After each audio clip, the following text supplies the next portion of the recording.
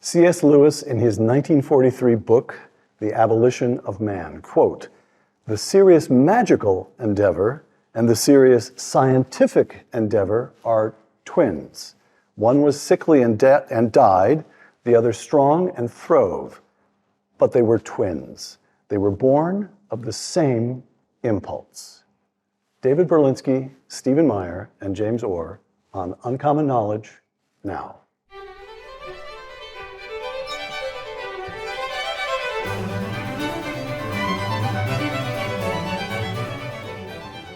Welcome to Uncommon Knowledge, recording today in Fiesole, Italy. I'm Peter Robinson.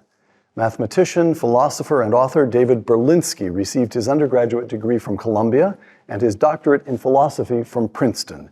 He has taught at institutions such as Stanford and the Université de Paris, and his books include The Deniable Darwin, The King of Infinite Space, Euclid and His Elements, and Newton's Gift.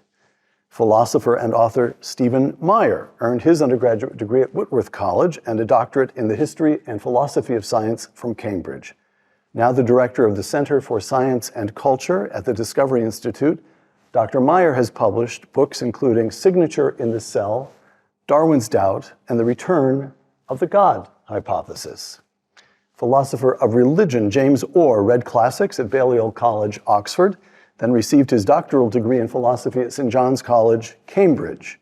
Before deciding he was an academic at heart, he practiced corporate law at a couple of firms, including Sullivan Cromwell. Dr. Orr has taught at Christ Church, Oxford, and now serves on the Faculty of Divinity at Cambridge. His many published works include the light reading Neo-Aristotelian Metaphysics and the Theology of Nature. Close quote. David, Stephen, James, buon pomeriggio, which is meant to mean good afternoon, but I think I may have said good cheese. I'm not sure. All right.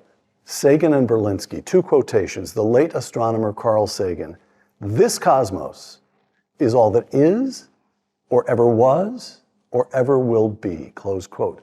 David Berlinski, "Sagan is hardly alone. Some form of materialism has become a contemporary orthodoxy," close quote. You have to tell us what you mean by materialism. What I meant. What you meant? Yeah. Oh. It's been a long time since I wrote those words, but I cherish them over the span of decades. Materialism is an ill-defined term. We all know that. I mean, the manifest meaning of materialism is like something solid, something enduring, something that counts as an object, a material object, has extension, mass, durability, and so on. But the minute we say that, we restrict the world of material objects to the countable objects. The table is countable. There's one of them. There could be two. But does mud count as part of the materialist panorama? I mean, how many muds are there in Fiesole? That's not a question that obviously admits of an answer. So from the first, the doctrine of materialism, it's not compromised, but certainly it's not very, very clear. The rudiment of materialism seems to me the primordial concept of an object, a physical or a material object. And that's completely impregnated with the natural numbers. They go together. You cannot imagine an object without its numerical identity.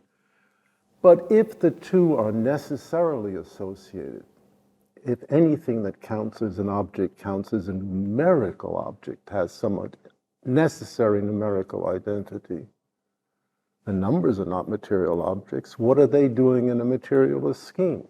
It seems inexorable, inevitable, irrefrangible. And from the very first moment one says, I'm a materialist and extremely proud of being a materialist, as so many people would say. I just believe things as they are.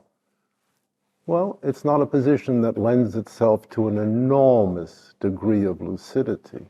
Just when I was hoping for a simple beginning. That was a simple beginning. David complicates matters from the get-go. No, it's not James, David said some form of materialism has become a contemporary orthodoxy. You now have to help me make sense of David's words. Orthodoxy, materialism. Well, what did Carl Sagan mean when he said, Carl Sagan was actually making, that was an aggressive assertion. This cosmos is all there is or was or ever will be. What did he have in mind? What was he asserting himself against? In David's defense, the materialists don't make it easy for us. And it's true there's been semantic slippage in how we describe this particular orthodoxy. So materialism used to be the word that was used an awful lot. That seems to have slipped into the word physicalism, as it turned out that matter was actually not quite as straightforward, not quite as legible to scientific inquiry as all that. But a rough definition of physicalism, naturalism, materialism, just to put it on the table, might be all truths are material truths. All truths are scientifically explicable truths, all truths that can be reduced to the natural scientific truths. That's it, in a nutshell. With the exception of the proposition you just uttered. Well, we can get into that. I just wanted to put the definition on the table, and we can start looking at the way in which mathematics and propositions can undermine that thesis. Let me put things I'm going to have to recapture the conversation, or we'll spend the next 4 hours on the first definition, which would delight David, I'm sure. Nothing wrong with that. To put it very crudely, but correctly, question mark. I know I'm about to put it crudely. The question is whether I'm putting it correctly. If Sagan is asserting anything, if he's being aggressive toward any proposition, what he's trying to do is rule out any religious sensibility. That's what he's after.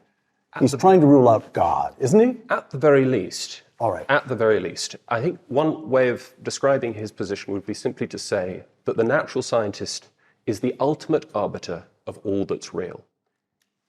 That's that's even more aggressive. And that's an epistemological claim about what we can know or how we can know it. But then the metaphysical claim underlying it is that matter and energy are all that really exists. There's nothing beyond that. And even our experience of the mental reality is an epiphenomenon or a consequence of matter in motion. Okay, now, and to the second part of David's proposition, some form of materialism, we stop there because that already is complicated, has become a contemporary orthodoxy. All right. You teach on a fancy, high-flown faculty. David has been an academic in this institution, the other institution, likewise you're all professional academics. Do you encounter a materialist orthodoxy? Oh, you're rolling your eyes. Indeed, yeah. And how is your answer? It's a default way of thinking among many people in the natural sciences, the social sciences certainly, and many of the ideologies that are derivative of those ideologies in the humanities are also essentially materialistic at their root. Okay, so that's something we grant. Largely, I would say it's the unreflective assumption of most undergraduates today. All right.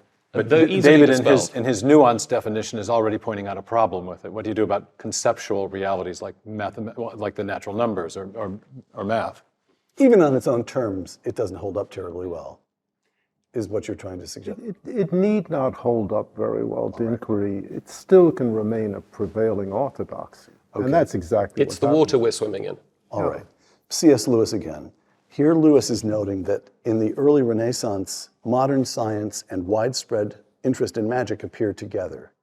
Lewis points out this notion that the Middle Ages were interested. That's just not so. Early Renaissance, we get modern science and we get magic. We get Faust and all of that. All right. Lewis, for the wise men of old, now he's talking about the medieval period, and classical period, for the wise men of old, the cardinal problem has been how to conform the soul to reality. And the solution had been knowledge, self-discipline, and virtue. For magic and applied science alike, the problem is how to subdue reality to the wishes of men. Is Lewis onto something here? This notion that in magic and in much of modern science has not always been this way, and I've got a question or two for you coming, Steve. But in magic and much of modern science, it's almost a Nietzschean will to power. We are attempting to subdue reality to us. Fair? I think that's fair. I think there are at least two factors driving it. Go. Once the discarded image problem emerges, which Lewis describes, that is to say, once reality is naturalized, even very early on it became clear that there were still aspects of reality that couldn't easily be reduced to the natural sciences. And so, in a way, magic then becomes a way of trying to put Humpty Dumpty back together again. And I think the second factor is absolutely the one that you intimated earlier, that there's a kind of Faustian, Promethean sense of as the humanism emerges in the Renaissance, and afterwards the idea is that we're shifting from a theocentric conception of the universe, which Lewis describes, to an anthropocentric one. The human mind becomes the great organizer of reality, the great constructor of reality. David? Yeah, I guess so. There's a little bit of that, but it depends which part of the historical record you really look at.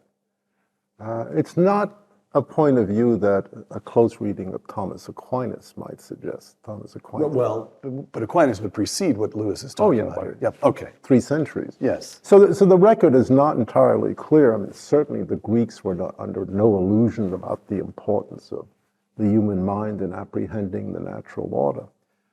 Which leads to, it has not always been thus.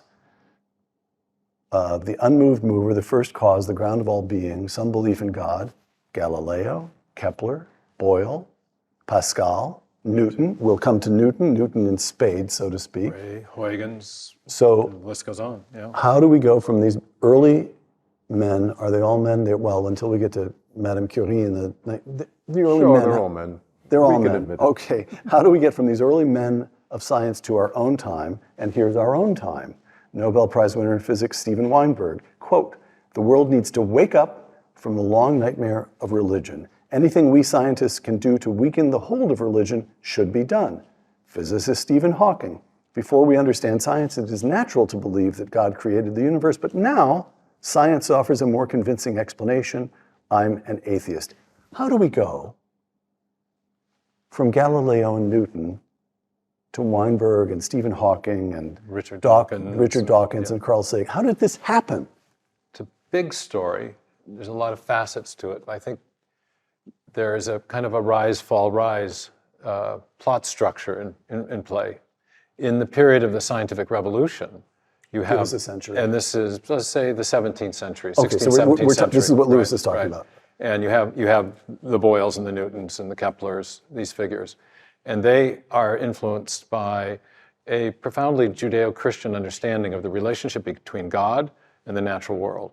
And so they perceive that science is possible because they believe that the human mind has been made in the image of a rational creator, and that same rational creator made the natural world and endowed it with rationality and order and evidence of design. So there was a principle of correspondence between the human mind and the rationality built into nature such that we could understand it. And this gave people confidence to pursue what is often a very hard thing to do, which is to get nature to reveal its secrets, to pursue So Stephen, systematic methods of studying nature, which we now call modern science. so again, being very crude, I believe in a good and loving and all-powerful God. Because I believe in a good and loving and all-powerful God, I strongly suspect that the manifestations of his work that I see in nature will prove intelligible, Intelligibility orderly, is a key word. Yeah. intelligible, orderly, Right. and beautiful. Right. Is that's Exactly. You see this in the other words, the in the starting title position- of Go ahead. Newton's great work, the Principia. Newton was tutored by Isaac Barrow, great early physicist at Cambridge. He was tutored in turn by John Ray, who was the founder of what's called British natural theology. So there's this tradition. It was intimately connected with the rise of modern science. That what the scientists were doing was trying to understand nature in a way that would reveal the reality of the divine order. They are exploring the mind of God. Exactly, and so it's in the title of the Principia, or the Principia, however you like your Latin.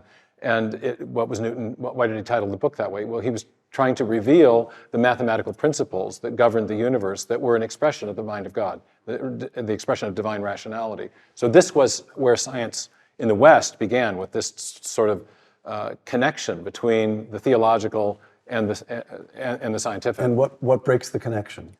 It occurs gradually, but particularly in the 19th century, in the late 19th century. And you have the rise of figures in the field of geology. You have you get a new story of science, and the story Darwin, is Freud, Marx. Before that, you have the geologists who begin to tell us about the origin of the great features on planet Earth as a result of slow, gradual, purely naturalistic processes. Then Darwin does the same in biology, explains the origin of new forms of life from simpler pre-existing forms. His evolutionary program is extended by people like Haeckel and Huxley, who want to even explain the origin of the very first life. And then, yes, you have Marx, who uses he has a materialistic understanding of the future. Right. And so you get this kind of comprehensive story, Laplace in astronomy, where you can go from the origin of the solar system to the origin of man without invoking a guiding intelligence or mind of any kind. So it's a kind of materialistic narrative from beginning to present. David, here's what was going on. During the long eons of belief, humankind got nowhere. Subsistence living for the last 250,000 years. And then we get modern science and living standards take off. We get the Industrial Revolution, the expansion of agriculture, the population booms. God gave us nothing. Science gave us abundance. That's the underlying story. Who needs God? Correct? Yes. Care to elaborate? No. James? On that particular thesis. Yes. I mean, I'm not gainsaying a thing that Stephen is saying, but there's an underlying psychology here. Well, I mean, religion, you know that. I mean, this is the ham-fisted explanation. Science gives us abundance, religion gives us religious wars. Who needs it? Well, I mean, the first thing to point out is I think that this association of, materialism, or this split between materialism and religion is a very shoddy reading of the history of philosophy. I think before theism even steps onto the philosophical field, we've got figures like Plato, we've got figures like Aristotle, we've got the Stoics. Right. They are not Abrahamic monotheists, but nor are they materialists. Nor are they materialists. And materialism is really, I mean, there were a few of them around. There was Democritus, there were the Epicureans. But really, it was a minority position. It was well understood, but it was not widely accepted. Now this, the great emergence of capitalism and the Industrial Revolution in the 17th and 18th century, there are just so many factors at play. But a lot of theses too that would attribute that extraordinary growth to the Protestant Revolution, the Protestant Reformation. There's Weber's famous thesis, which I think still commands... And that holds up? Well, I think it commands quite a lot of support even today among sociologists. Absolutely. All right. And so there are certainly, if you think of all of the great institutions that begin to emerge, a lot of the great principles that begin to emerge, the stress on individual autonomy, individual capacity, that is the Enlightenment. You can really see a great precursor to it in the turn to the subject in the Reformation. And I think it's also a bit of a misreading to think of the wars of religion as wars of religion. Protestants were perfectly good at killing Protestants and Catholics were perfectly good at killing Catholics. What we're seeing really is not the death pangs of religion, but the birth pangs of the secular nation state. Okay, so on the compatibility, on the fundamental compatibility of science and some notion of theism, I give you Isaac Newton. I'm quoting your book, Newton's Gift. You write about, Isaac Newton lives 1643 to 1727, and you write about the years 1684 to 1686, quote, "For 2 years Newton's body functioned only to sustain his mind," close quote. David, what did Newton accomplish during those 2 years? It's really hard to overestimate what he accomplished in those 2 years. I mean, the controversy between Leibniz and Newton about who first had the idea with respect to the calculus is still ongoing.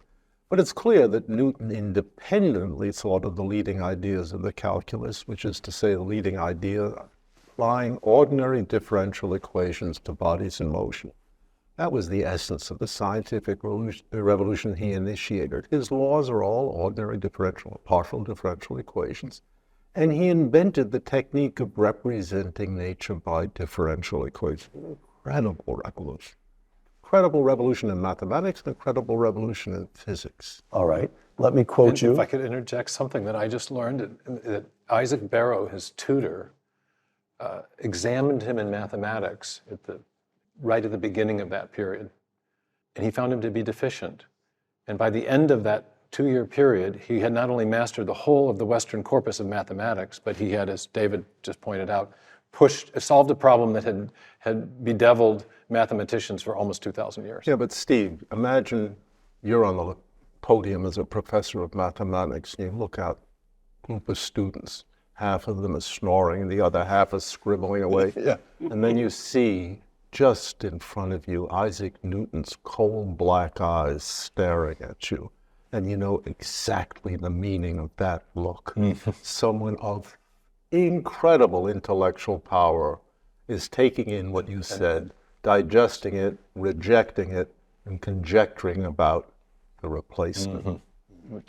A ferocious tenacity to discover and to understand. Yeah. Newton's gift, let me quote you again, the Principia is without question our greatest work of pure thought. Staggering statement, our greatest work of pure thought.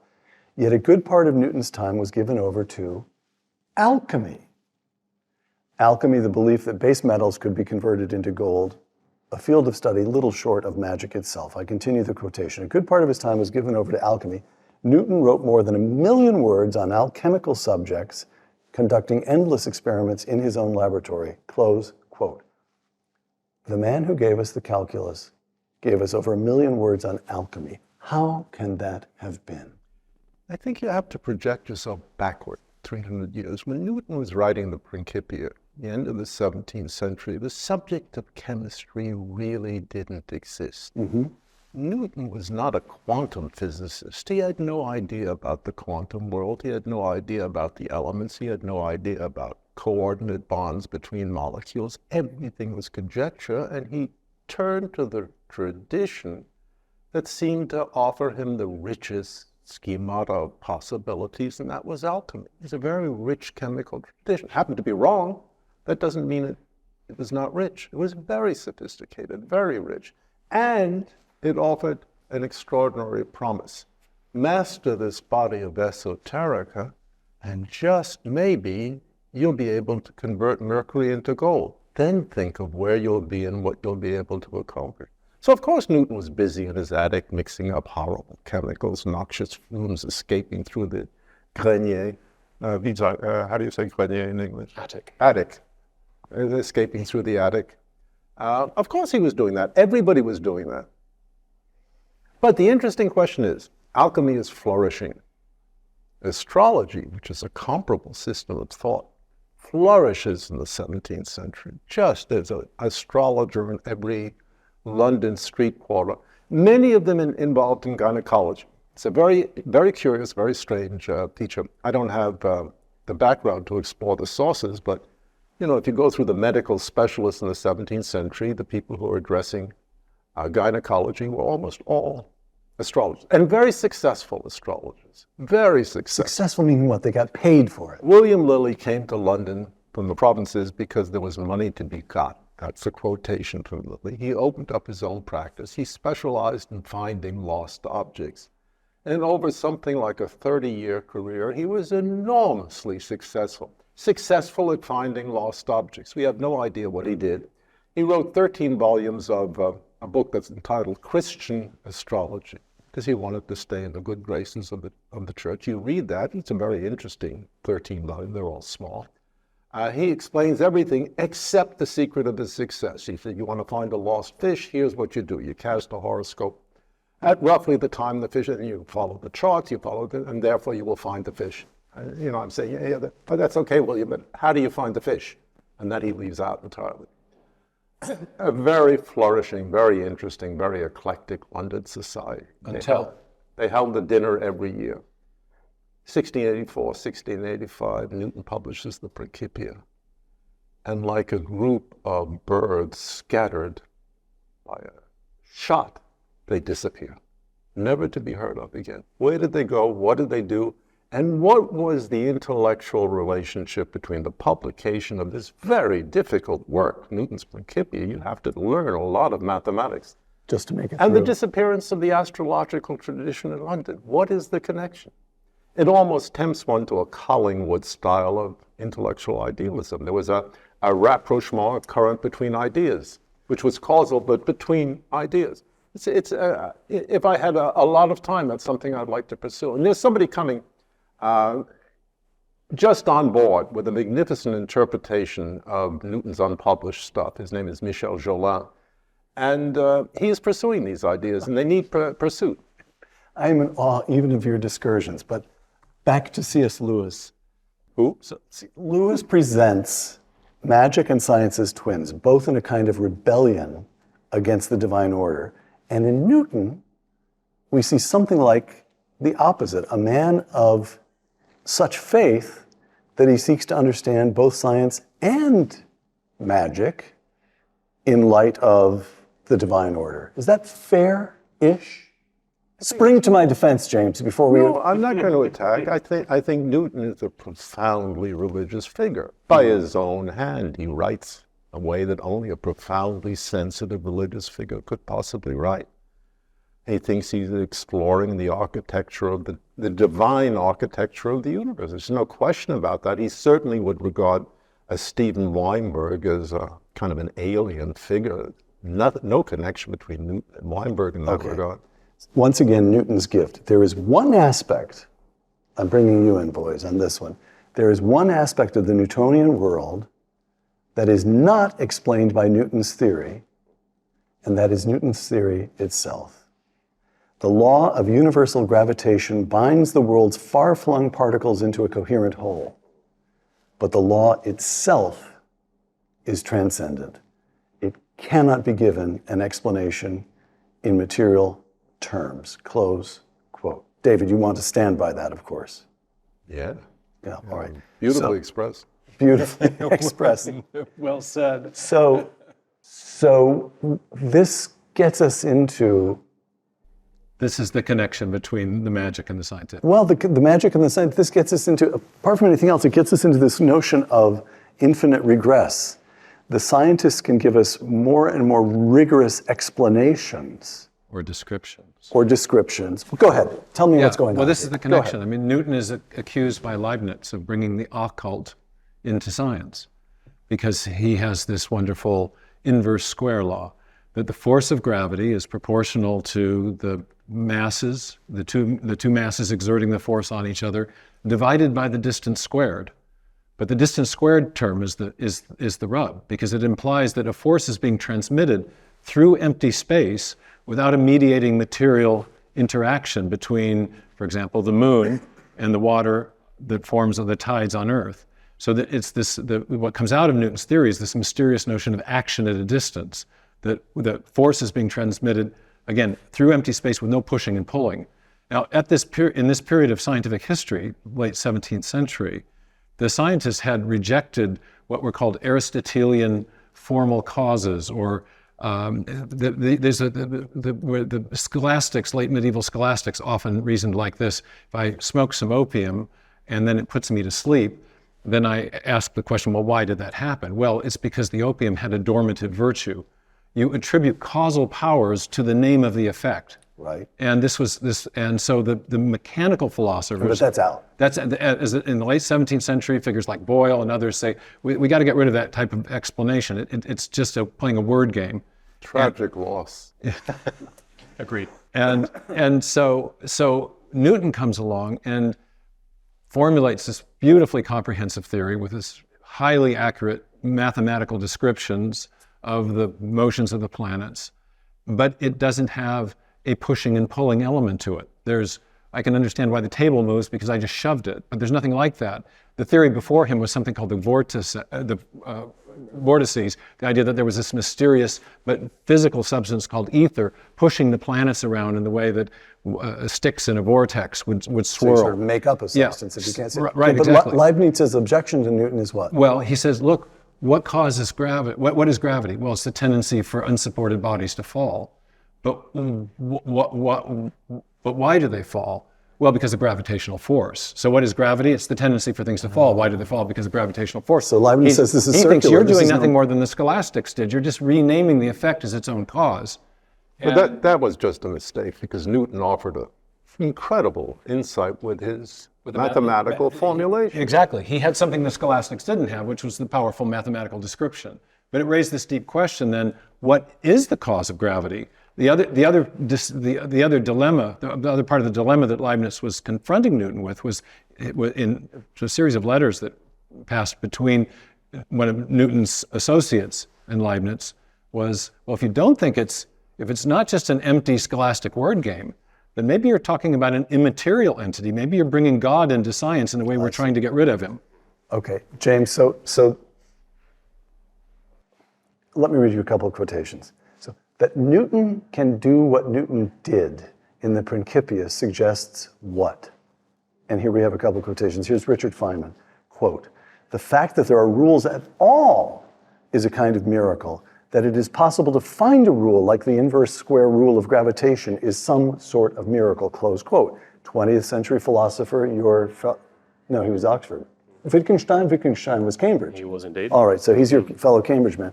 Here's Ludwig Wittgenstein.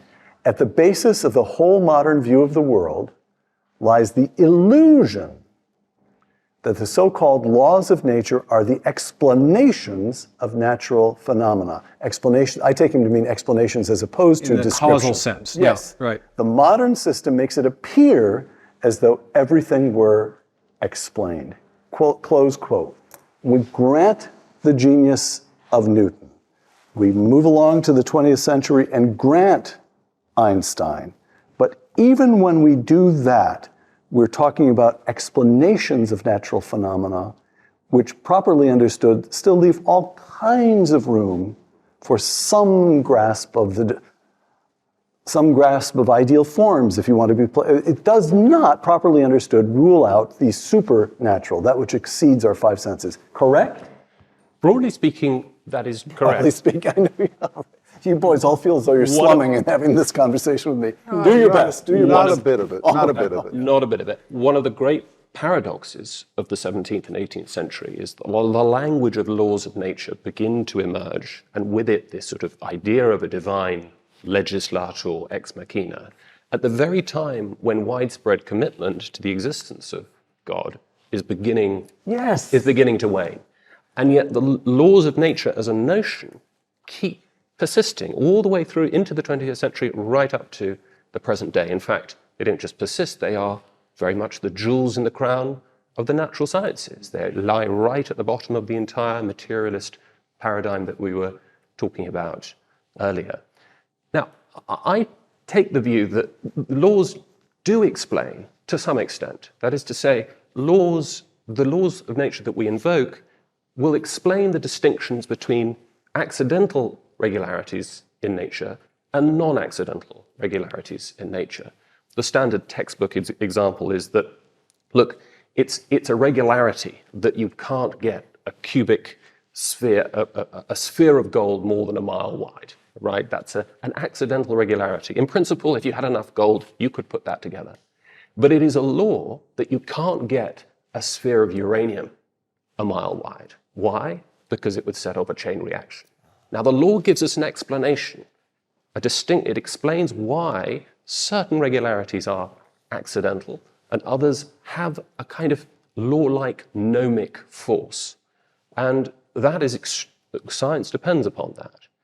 Now, how do we explain it in secular naturalistic terms? It's not easy. Not easy at all without the divine lawmaker, as it were, imposing the laws kind of top down. And yet, secular materialistic philosophers try to lift up this idea, lift up the conception, and will all bring in causal language. David Armstrong, famous Australian metaphysician of the 20th century, says that there's a kind of, if you think of Newton's second law, think of F equals ma, you think of them in terms of universals. You think of these properties of having force, having mass, having acceleration. And there's a kind of what he calls a quasi-causal connection between these universals, which concrete examples of force and mass and acceleration down here, as it were, conform to.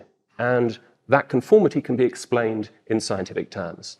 So it's not quite causal, but it's an explanation for why there are the causal regularities that we see. Mm. All right.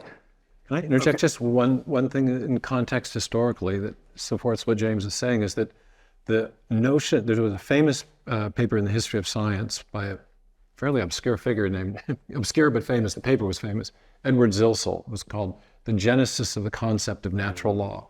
And he goes back and he says, you don't find it in the Stoics, you don't find it in the Greeks. There's the idea of natural law as the moral law that's accessible to human reason, but the idea that nature it's the Hebrew scriptures, isn't yes, it? but that nature is governed in some way, and that the regularities in nature are a product of the divine mind. And this was Newton's own view, that it was, as one of my Cambridge supervisor put it when I was working on Newton, Newton's view of gravity was that the ultimate cause of it was what Leibniz feared. It was constant spirit action. That it was a mode, that what we call the laws of nature are a mode of divine action. And this is what Zilsel found, is that he said that the concept of the law of nature is a juridical metaphor of theological origin. And so it is, as James is saying, a little bit paradoxical that we have these modern materialists saying we can explain everything by reference to natural laws without really being able to explain what the natural laws themselves are. Zilsel, I was thinking to myself, why am I familiar with that? And of course the answer is because I read it in your book, The Return of the God Hypothesis. Boys, all right, I want to move to a related but slightly new topic. And on this one, I think I may indulge myself because this is one that has fascinated me personally for a long, long time. However, I lack the intellectual equipment that you possess to think it through properly. We have, to this point in the conversation, as I read it, established that you can take a great mind such as Newton, and even his explanations, rigorous and broad and sweeping as they are, not only leave room for, but seem in some ways to rely upon some nature of the divine, of a first mover, of a legislator. For Newton. For Newton. Yeah. Okay. Now we come to, so what I'm trying to do is push different problems with the materialist outlook. And now we come to the mind-body problem, or the mind-brain problem. Here are a few quotations. Bear with me while I set this up, because as I say, it fascinates me, and the three of you will actually be able to provide answers, I'm sure. Charles Darwin, with me the horrid doubt always arises whether the convictions of man's mind, which have been developed from the mind of the lower animals, are of any value or at all trustworthy, close quote. Darwin sees the problem. If our minds have evolved from sheer random accident, why should we trust their ability to reason? Physicist John Polkinghorne, who died a couple of years ago, as I recall, yes. Quote, if thought is replaced by mere electrochemical neural events, then thoughts are neither right nor wrong. They simply happen. The world of rational discourse disappears into the absurd chatter of firing synapses. Quite frankly, that can't be right, and none of us believe it to be. Last quotation, back to Lewis, C.S. Lewis. The naturalists have been engaged in thinking about nature. They have not attended to the fact that they are thinking. The moment one attends to this, it is obvious that one's own thinking cannot be a merely natural event, and therefore something other than nature exists, close quote. Now, in my little mind, this has always been a stop the presses argument. If we reason, something above and beyond mere matter must exist, and yet the rest of the world seems totally unimpressed by this argument, in particular science. I'm not sure I don't think many people know the argument. I toss it over to you, James, because you're nodding away as though you go ahead. It's worth pointing out that there are at least two challenges in what you've just said for the materialist. The first, you double it for me. the first one is a pretty straightforward one.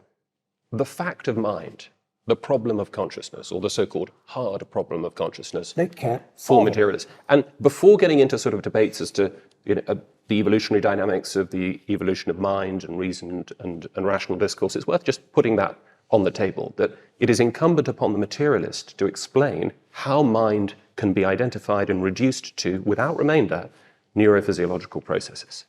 Problem number one.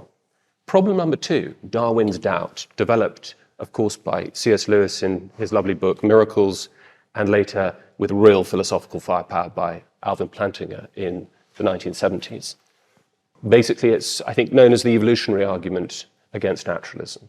And the thought is, I mean, the way Lewis puts it in Miracles is that it's very tempting for us to conflate rational processes with causal processes. We talk about, oh, well, he made me, he led me to believe that. We often talk about how we reason in causal ways. And Lewis's point is that we're actually speaking metaphorically there. Rational discourse, rational reflection, reasoning our way through an argument, although it's tempting to use causal metaphors, these are not causal connections, or at least certainly they may be identified and correlated with causal neurophysiological connections, but they're not the same thing. And of course, the argument when it gets married to Darwinism and evolutionary theory is that the Darwinian theory is that our cognitive faculties are not truth tracking, but survival tracking. Yes, that's absolutely a basic problem for them. And it may well be the case that sometimes truth tracking cognitive faculties will confer survival value. If I can count the number of tigers in the next door valley, the chances of my surviving over the person who can't are a lot higher. But of course, it may well be the case, and it plainly is the case, that falsity tracking cognitive faculties will confer survival. What is it that atheists accuse religious believers of, if not being committed to a false belief system, which must be explained in Darwinian terms, because there is religion, whether it's false or not, as some kind of survival coping mechanism. Dawkins himself makes exactly that argument, that religion has a survival value, but yet he also claims it's false. So there's a negative correlation between what we are programmed to believe and the truth of things. It's a fascinating moment in the history of 20th century philosophy because it raises the specter not just of a skeptical objection, but skepticism as a universal solvent. It means thought must stop. I don't see any of that. You know, I knew you wouldn't, David. That's why I'm so happy to have James. Go ahead. It's the expression of the genetic fallacy that there is some significant relationship between the causal story about the evolution of our cognitive power and the standard of assessment we use to determine whether an argument is valid or sound or not valid or sound. Was it, according to James, completely disjoint? My particular ancestors were probably struggling for survival at the expense of truth. I'm convinced they were. So what? So what? I can open up a logic book, see what sound reasoning is. The causal sequence has absolutely nothing to do with the standards of assessment. So Darwin's horrid doubt remains just what it was. It was Darwin's horrid doubt. He was doubtful about a lot of things with very good reason. But as far as we're concerned, if we accept this as a universal point of skepticism, it perishes on a self-imposed blaze of self-reference. Universal skepticism must be self-referential, and if it's appropriate, then universal skepticism itself may be dismissed. After all, if my ancestors were scrabbling in a shtetl somewhere in Poland, and indifferent to the truth, what relevance would universal skepticism have to those particular circumstances? The more so since universal skepticism must in the end be skeptical about universal skepticism. James, or you have explaining to do, because you were nodding happily away as I read my quotations, and then David just rejected it all with the back of his hand, and you were nodding happily away as he did that. Well, I mean, my point was simply looking at it from a strictly atheistic perspective. The emergence of mind, truth-tracking cognitive faculties, is a puzzle. It's not a puzzle if you don't accept the materialist hypothesis, which I don't. Right. But can you grant that the mind-body problem is at least a puzzle? What's the problem? For the materialist. For the materialist. What's the problem? That we all seem to be possessed of a thing. We'll call it a mind, we'll call it a consciousness, that cannot be reduced to merely physical interactions. Says who? Me? Or whatever. Well, when you're asking for evidence, you're asking for something that Thank you, James. would Look, be accessible to all of us. Let's be reasonable. That's the point. That's You open up your computer, type in ChatGPT-4, there's a mind that's entirely mechanical. There's a point of evidence. I mean, this is extraordinary achievement. Hold on. It's Stop. right there. It'll talk to Speaking you, of stop answer your presses, question. you are about to assert that there is no difference in principle between highly sophisticated machines and human beings? No, I don't need to assert that. If you want a difference in principle, Gesundheit is a difference in principle. But what difference does that make? There is a counterexample to the thesis of the divisibility between intelligence instantiated in a biological system and intelligence instantiated in an electromagnetic system. We have a counterexample. We can't say, oh, they're just absolutely inconceivably different. They're not inconceivably different. We have to recognize that. That was available as a point of argument as early as the 17th century. Leibniz was very proud of his computing machine. He looked forward to reducing all intellectual endeavors to computations. And that may still be our future. David, Somebody take the man David, surely you wouldn't say that ChatGPT has a first-person subjective, conscious-minded perspective on the world. But I wouldn't say that about you either, so that doesn't advance the argument. The only one I can see with a first-person subjective experience is me. Well, okay. About the rest of you, I have my doubts. This seems that But that concedes the point that there is somewhere a first-person subjective experience, which is qualitatively different than that in ChatGPT. I have no reason to doubt my own experiences. An analysis of consciousness seems to me inconceivable, and everything I've read is absurd. But that a form of intelligence, which is measurable, obvious, palpable, exists in a mechanical system, I think that's been undeniable since the 17th century, and it may be the only form of intelligence if we're all limited to effectively computable functions. There we go. Artificial intelligence is not, in fact, artificial. No, it's not. It's designed by human beings. All Of course. On that question, we must proceed. We leave that question bracket 2 that? to 1, 2 to 1, 2 to 1, 2 to 1. We're getting split what decisions two? here. Huh? What do you mean 2 to 1? There's only one. Which two? For David, there's only one. But since there's only one who really exists. I didn't say you don't exist. There's a wonderful- I don't want to make a claim. The only point of consciousness with which I am personally acquainted is the lovely and noble thing answering to the name of Berlinski. About the rest of you, that's your problem. There are degrees of probability, David. I mean, you can work by analogy into my first-person perspective. Or vice versa. And Stuart vice Hampshire versa. made an excellent argument. John Searle and Stuart Hampshire. Absolutely. Good In fact, argument. one of the very first women ever to get a PhD in America, I think, was had a wonderful correspondence with Bertrand Russell, and she wrote to him and said, "Russell, I've decided to become a solipsist. It's so much fun. I don't understand why more people don't try it." And it's a very unusual, very rare, a rare phenomenon in the history of philosophy, and I'm delighted to have met. David's the first solipsist I've I met. am not a solipsist. All I said was if we're talking about Yes, exactly. if we're talking about Yes. consciousness, All right. there's only one that I'm acquainted with. You mentioned Searle, and he has a beautiful observation. John Searle. Yeah, the philosopher, Berkeley. He gave a wonderful in the talk. Me Too doghouse. Yeah, I heard him years ago speak about the philosophers of mind called them qualia, my experience of the blue in James's jacket.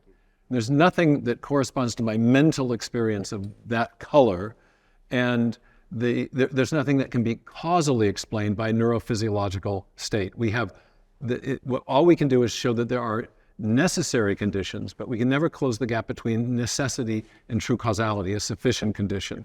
And that's been a persistent problem in trying to account for our internal mental experience, whether it's just our own or what we think others have. Go back to Hume and get rid in- of causality entirely, as Hume suggested we do.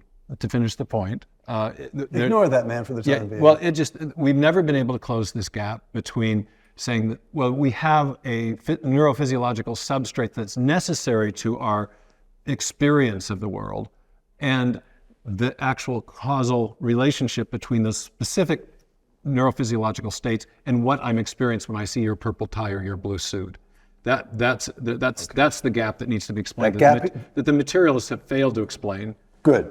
Thank you. We'll stop there and move on to the. No, because we've got a good enough stopping. Good enough is good enough in the way this is running. Okay, so could I move on? That was my attempt to deal with the problems of materialism in principle, so to speak. It got far more complicated. Thank you, David. Thank you, the consciousness known as Berlinski. You're welcome. There's at least one of them. Yeah, which we know. Only one. A couple of problems with materialism in practice. We'll just go through a couple of big ones, just two big ones from the 20th century. The Big Bang. Georges Lemaitre, Belgian, first proposes a theory in 1927. He reasons that if all the galaxies appear to be traveling away from each other, then at some point in the very distant past, all matter and time must have been compressed into a single point, then exploded. The universe had a beginning. Scientists don't like the idea, including Albert Einstein. Why did they resist it at first? Einstein, I think, inherited a default materialist view coming out of the late 19th century. And it was simply inconceivable to him, as it was to Hoyle and other cosmologists in the 20th century, that you would have a beginning to matter. Hoyle said that he was a Democritean. He simply didn't believe that something could come from nothing. On its face, that's kind of understandable. And Einstein's equations, at face value, seem to imply that the universe, that gravitation would be pulling everything together, and if that was the only force in the universe, then there must be something, then we would live in a kind of giant black hole. But we clearly don't live in that sort of a universe. We live in a universe in which there's empty space, so there must be something dynamical, an anti-gravity force that's pushing things outward, and he called that the cosmological constant. Fair enough, but what he then did, he made an additional move, and he assigned a value to the cosmological constant. It was completely arbitrary, and since he sort of fine-tuned it himself so that he could portray the universe as in a static balance between the inward pull of gravity and the outward push of this additional hypothetical force that he envisioned. And he then portrayed the universe as in a state of what was called a steady state, a perpetual balance between the inward pull and the outward push, and in so doing, eliminated the implication of his own equations as to a beginning of the universe. Turned out that subsequent physicists, Lemaitre was one, showed that even the physics of that didn't work. Very small perturbations, one way or another, would cause a collapse of the universe or an expansion. And then the evidence started to come in of the red shift from Hubble and Humason and others, showing that astronomically speaking, the galaxies were in fact moving outward. They were suggesting an expanding universe. That is now, I hate this notion of consensus science, because the moment you start speaking of a consensus, contrarians like the three of you all quite rightly say, oh yeah, but it is a widely accepted position then, the Big Bang today. Well, it was very controversial even after the redshift evidence was shown, but there's been a series of discoveries, contrary models and discoveries that have challenged those contrary models, and it's increasingly accepted. And the notion that the universe had a beginning has had what effect on the philosophy of science? It's very, very rare that in the history of philosophy, scientific discovery actually changes the game, changes the philosophical discussion. But the Hawking-Penrose singularity theorem in the 1960s, which I think commands as big a consensus as there is at the moment, at least in cosmology, did have that impact. And what it did was that it recovered one particular version of the cosmological argument developed in the Abbasid Caliphate in the 8th, 9th century, the Mutakalim, the so-called Kalam cosmological argument. The universe began to exist, therefore the universe has a cause.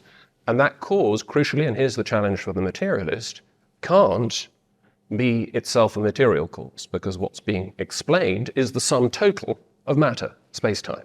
And so this opens up the question, there must have been, unless you're going to accept the principle that something can just pop into being out of nothing, some non-material agency or cause that can adequately explain it.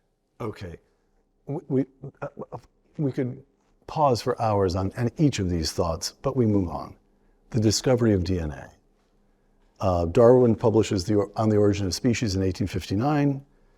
We know all of this, that he thinks all life evolves from lower to higher, and he's pretty casual about the origins of life because it's assumed that it's some simple blob of jello would do the trick. And what we now know about even the simplest forms of life, every single-celled object is fantastically complicated and in particular, equipped with a strand of DNA. Two quotations. Oxford zoologist Richard Dawkins: Darwin made it possible to be an intellectually fulfilled atheist, close quote. The late philosopher Antony Flew, Oxford philosopher, who spent more than 6 decades of his life as an atheist, and then changed his mind. Quote, biologists' investigation of DNA has shown, by the almost unbelievable complexity of the arrangements which are needed to produce life, that intelligence must have been involved. Which of those two quotations do you find more persuasive? The Flew or the The Flew or the Dawkins? Well, I think Dawkins obviously has a point that it's much easier to have become an atheist after Darwin published in 1859 than it was before. And I think that is culturally correct. If you look at the history of journals, diaries, personal asides, until 1859, it was real tough just to say God does not exist. It's possible to say, there's a lot of contradictory evidence. I don't particularly have a relationship with a Christian God, but fundamentally that defiant assertion only becomes possible after Darwin provides a test case. The intractable problem before 1859 may not have been solved after 1859, but we see what a solution could be like. I see. And that's, to my mind, a defense of Dawkins. He's right sociologically, he's right culturally. I think he has an important point. It was possible to be an intellectually fulfilled atheist only after 1859. Whether he is right in suggesting in 2024 that everyone should be as full as he is, that's a slightly different question. Slightly? Well, it's a question of taste, because certainly he has a tremendously important point to make. Right. But on the other hand, Flew is entirely rational. I'm not sure these are contradictory or conflicting positions. Flew has an entirely adequate response. Wait a minute. He spends decades... Dawkins says, I don't believe in God. Flew says, I do. Those are contradicting points. Yes, that's true. But Flew also spent decades, as you move on, as an atheist. Yes. So he was facing the consequences of what Dawkins analyzed. He was facing that. He accepted a much deeper look at the implications of molecular biology, the existence of life, the existence of cosmos. This is also a rational point. A much deeper look made possible by science itself may reveal that Dawkins' animadversions were premature, not unjustified, just premature. Well, and this is the argument of a very famous essay that David wrote for a commentary in 1996 called The Deniable Darwin, and later became the title of a book, same title, that you get the molecular biological revolution in the 1950s and 60s, and what comes out of that is the realization the secret of hereditary transmission has to do with a code, has to do with information, and at least the building of proteins has to do with information. And if you begin 58, Crick advances the sequence hypothesis, in which he realizes that the nucleotide bases, this chemical subunits along the interior of the famed double helix, are functioning like digital or alphabetic characters conveying instructions for building proteins. By 1965, his hypothesis is essentially confirmed by work that's taking place in laboratories on both sides of the Atlantic. In 1966, there's a conference at the Wistar Institute in Philadelphia. Some of David's early mentors and colleagues were present, called the Mathematical Challenges to Neo-Darwinism, and essentially reducing a very complicated mathematical analysis to a simple example. What they realized is that if the information for building the proteins is in a long bit string, that if you start randomly changing those A's, C's, G's, and T's along the spine of the DNA, it's mathematically inevitable that you're going to degrade the function that you have long before you find new function. Think of a computer code, that if you've got a section of computer code, you start changing the zeros and ones, you're going to degrade the function of the computer program long before you get a new program or operating system. And so these scientists, mostly mathematically inclined scientists from MIT at the Wistar Institute, say, hey, there's a mathematical challenge with this theory. And David did a beautiful job explaining that in the 96 essay that really I don't think has been answered adequately. So James, even as the Big Bang, a version of Big Bang has an effect on the philosophy of science in the 20th century. Professor Flew says there's a code. Yeah. There must have been a coder. Yeah.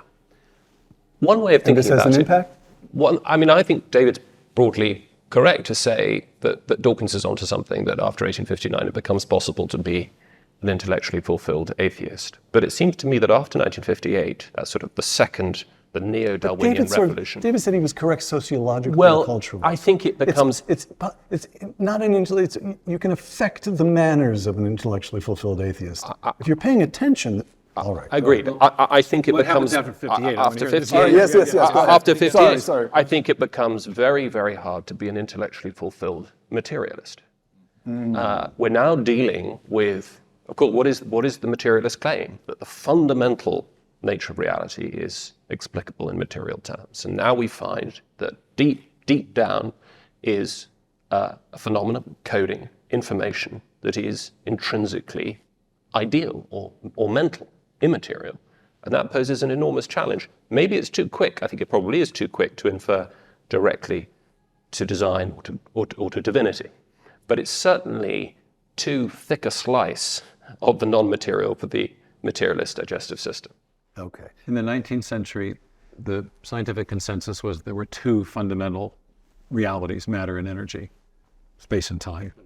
And now in the 20th and 21st century, biology has come to the realization that there's a third fundamental entity. It's matter, energy, and information within space and time.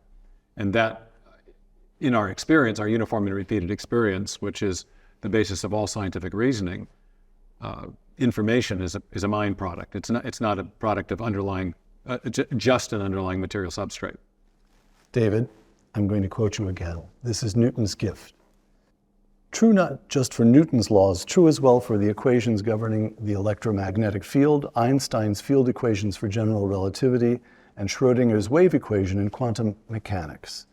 The laws of nature, by which nature is explained, are not themselves a part of nature. They exist beyond space and time. They are what they are. Now, forgive me if this is just a sheer perversity, but I'll tell you that reminded me of something. Exodus 3. Moses said unto God, Behold, when I come unto the children of Israel, and shall say unto them, the God of your father, that I am. What is this? What am I to say to them? What is his name? What shall I say to them? And God said unto Moses, I am that I am. Did you do that on purpose? They are what they are. I am that I am. It certainly feels like the ground of being. Now, what could I possibly say in response? If I said no, it was a sheer accident. The consciousness known as Berlinski could not countenance that. I could never. I tell you the truth, I don't remember why I wrote those words, but they certainly strike a chord. But that is not just in my view. I think that is how the scientific community, at least the part of the scientific community that deals with mathematics. Right. Biology may be slightly different, but the physicists, the theoretical physicists and the mathematicians, that's exactly how they view the laws of nature, as if they're filled with a kind of primordial energy that not only explain but govern the world, the universe. And they have a power not only to command but to awe. And I think that is entirely correct. That is what the laws of nature, that is how the laws of nature appear to the community of theoretical physicists. Okay, so for the two of you then, That leaves open the question whether that point of view is true.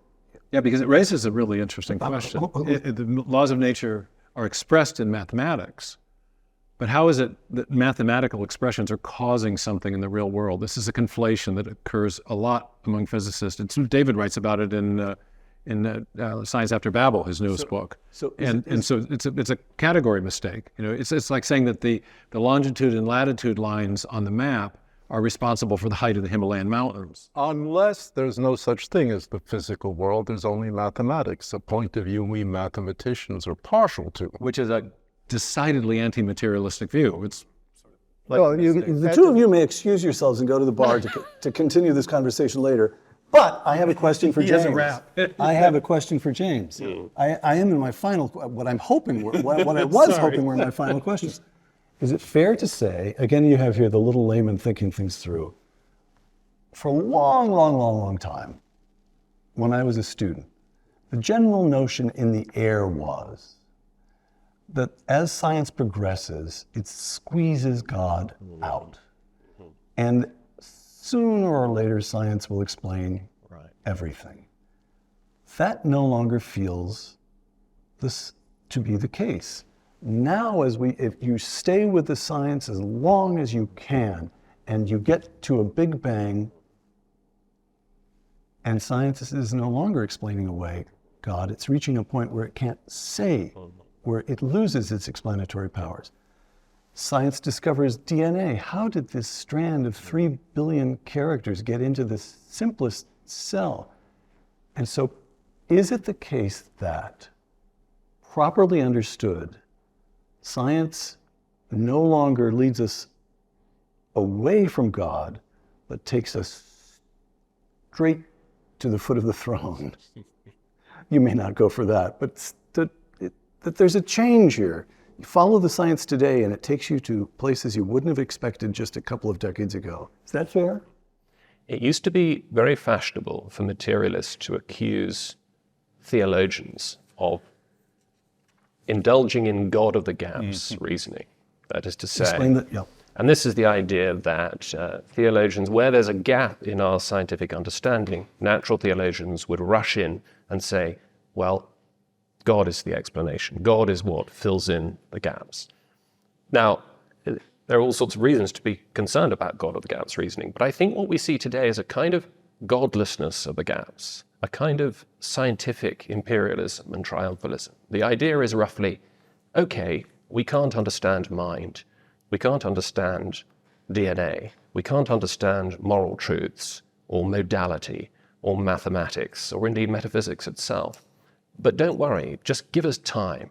We'll get there. We'll fill in the gaps. Science will fill in the gaps. Materialist science will fill in the gaps. Materialist science will fill in the gaps. And I think it is absolutely true to say that as a research program, which is really what it is, materialism is a research program fusing science and philosophy, is unraveling on all of those M words that I mentioned, whether it's the philosophy of mind and the return of the hard problem of consciousness, whether it's mathematics and the conviction that mathematics must be real because science presupposes mathematics and couldn't detect or establish or verify mathematical truths. Questions of modality, questions of morality. These are questions that science is simply not equipped to cope with without, if it's not going to simply reduce or eliminate those truths away, which cuts very deeply against our intuitions. So I think the thrust of your question is well taken. Beta plus, maybe. All right. Here's your last question, Steve. I'm going to quote Lewis again in The Abolition of Man. The triumphs of modern science, note that he grants triumphs. The triumphs As do we all. Yes. The triumphs of modern science may have been too rapid and purchased at too high a price. Reconsideration and something like repentance may be required. Now, James just used the term scientific imperialism. Do you see any signs of reconsideration, let alone repentance? I do. I like the repentance word because it has a religious connotation, but it literally means to rethink.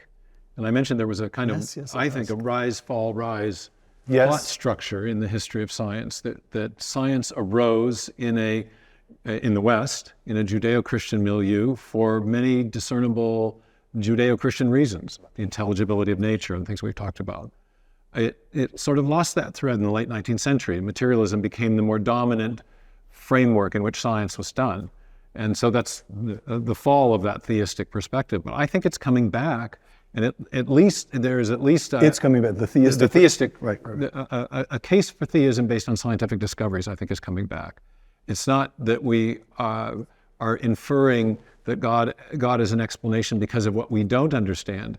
It's because of the things we do understand, the things we have discovered about the beginning of the universe, the fine-tuning of the universe, the incorrigibility or the absolute necessity of information to understand what's going on in life, and what we know about where information comes from in our general experience. So I do think this is why I wrote the book, Return of the God Hypothesis. I think materialism is increasingly an adequate explanatory framework, and I think the theistic framework that gave rise to modern science provides a nice way of understanding these new things that we've been discovering. And now, may I close the program by making a request of the remarkable consciousness known as Berlinski? Sure. David, will you end us by, Anytime. will you read from your book, Newton's Gift? Oh, that's a beautiful passage, actually.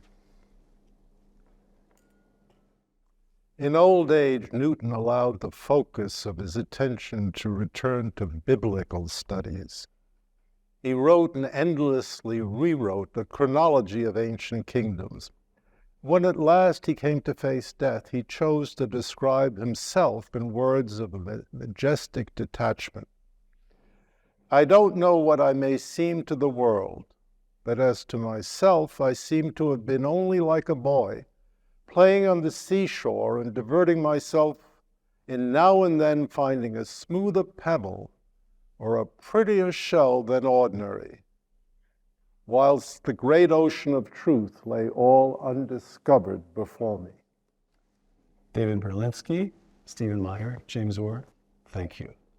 For Uncommon Knowledge, the Hoover Institution and Fox Nation, shooting today in Fiesole, Italy, I'm Peter Robinson.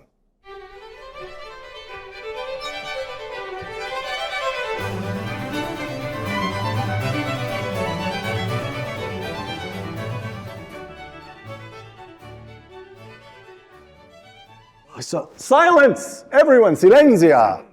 Unbelievable. This is such an unruly. Whenever you're on the show, there's trouble. That's what I know. Okay.